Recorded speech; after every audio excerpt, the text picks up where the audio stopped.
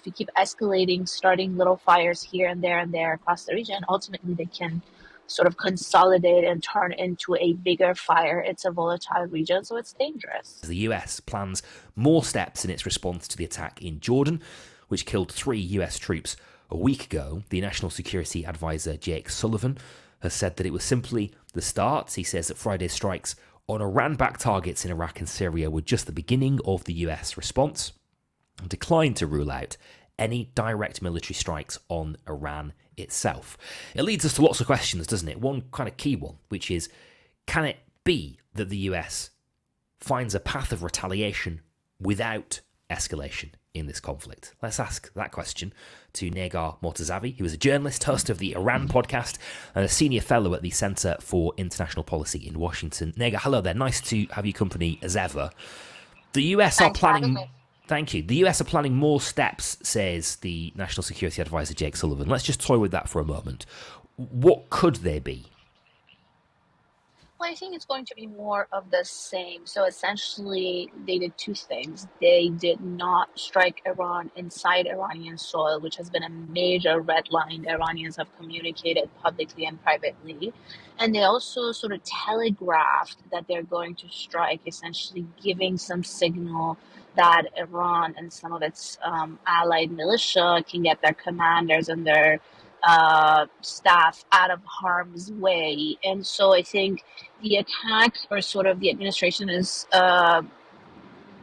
walking a very fine line of trying to establish deterrence, but also reduce the casualty and essentially not escalate this into that next level war that everyone's been warning and trying to prevent.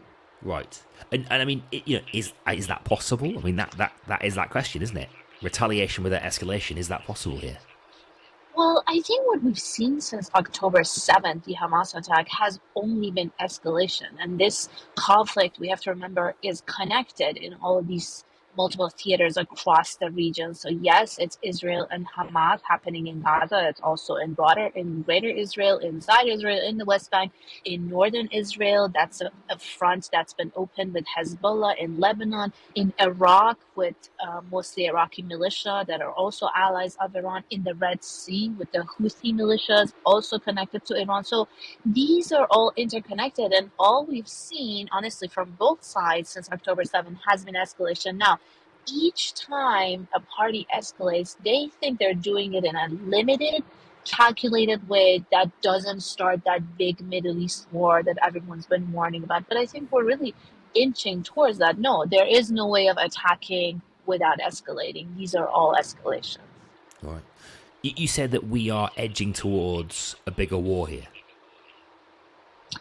Well, I think this conflict is just growing more and more. Now, is this going to be a major war, meaning U.S. boots on the ground, like the invasion of Iraq, the invasion of Afghanistan? I don't think so. I don't want to sound alarmist. I don't think the Biden administration wants that. Frankly, I don't think the American society wants that, Republican or Democratic. I think even Republican candidates in this election season have been careful of how they frame the U.S. response. That doesn't sound like the U.S. is starting the next big Middle East war, because the American public doesn't want that. But at the same time, if you keep escalating, starting little fires here and there across the region, ultimately they can sort of consolidate and turn into a bigger fire. It's a volatile region, so it's dangerous.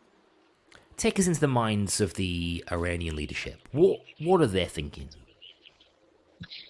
They also want to prevent that big Middle East war against themselves, obviously, by the world's most powerful army, which is the United States. They don't want to go into direct confrontation or engagement or a war with the United States for obvious reasons, or even Israel. They have sort of prevented a direct confrontation with Israel. That's why we have this proxy system, or actually I don't like to call them proxies, but these allies, the so-called axis of resistance, these militias that are supported by Iran with some autonomy, with some independence. So I think they are going for an unconventional war. They're going for a war of attrition where they can raise the cost for Israel, for the US, where they can sort of expand their strategic depth in the region, but at the same time prevent that direct a confrontation with the US. And I think after the attack in Jordan, that fatal attack that resulted in three US service members killed, many injured, I think Iran and that Iraqi militia just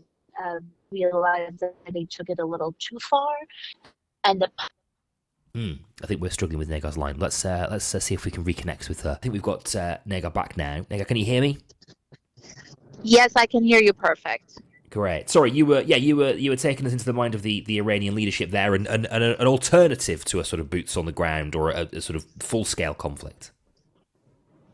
Yeah, so I think they also want to prevent that big Middle East war, which would essentially be between them and the United States or them and Israel. And they want to sort of continue this unconventional, asymmetric war of attrition, essentially raising the cost for the US, raising the cost for Israel in multiple theaters without escalating this into that big fire that I was talking about. So I think they also realized after that attack in Jordan on the U.S. base that they took it a little too far. That militia, the Iraqi militia, took it a little far. And I think their response after that and their public statements have essentially they sound like they want to de-escalate and sort of take an off ramp and prevent this from going to the next level. And this is a question we've been grappling with all weekend as well, is how much control do Iran actually have over some of those militia groups? They're clearly Iran-backed, clearly Iran-funded, clearly supply them with weapons and ammunition and give them the nudge-nudge, wink-wink.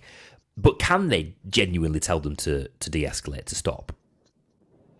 I think we've been sort of missing the nuance on these groups. And the first thing is they referring to them as proxies. That's why I actually don't like to call them proxies, because that gives you the sense that these are bases of the IRGC or of the Iranian armed forces, that these are essentially run by Tehran, or that these groups have no autonomy. It's not like that. All of these groups have sort of a local organic grounding. The Houthis started as an insurgency in Yemen. Hezbollah started as a resistance to Israeli occupation. So they have their own autonomy, and Tehran sees sort of a shared goal, a shared path that they have been moving to, and they recruited them into what this so-called axis of resistance. Yes, they rely on Tehran for support, for military support, arms, financial intelligence, but they're not run by Tehran. They don't get clearance for every single operation, and it's not very easy for Tehran to sort of rein them in within a moment or with a sort of a nudge or a signal. So it's more complicated than assuming that these are all just proxies and bases that are being sort of commanded and led from Tehran. I see. Do you think any of this has the chance of achieving what I suppose Iran actually kind of wants to achieve, which is the US tweaking its approach to Israel? Well, I mean, that also depends on the U.S. Right here in Washington, I think the answer is here. This is an election year for Joe Biden. He's up for re-election. So a lot of what's happening in the Middle East, ironically, is also very domestic. It's very with an eye of what's happening here in the U.S. in every state.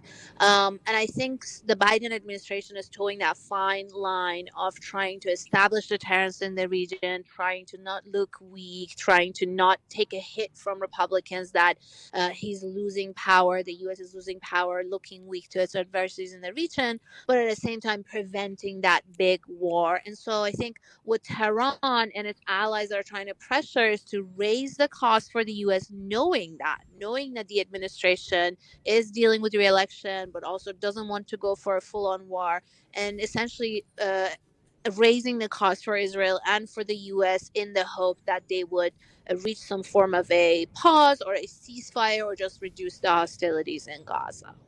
Okay, Negar, hugely insightful as ever. Thank you for your time tonight. Really appreciate it. Negar Mortazavi, who is a journalist and the host of the host of the Iran podcast and a senior fellow at the Center for International Policy in Washington.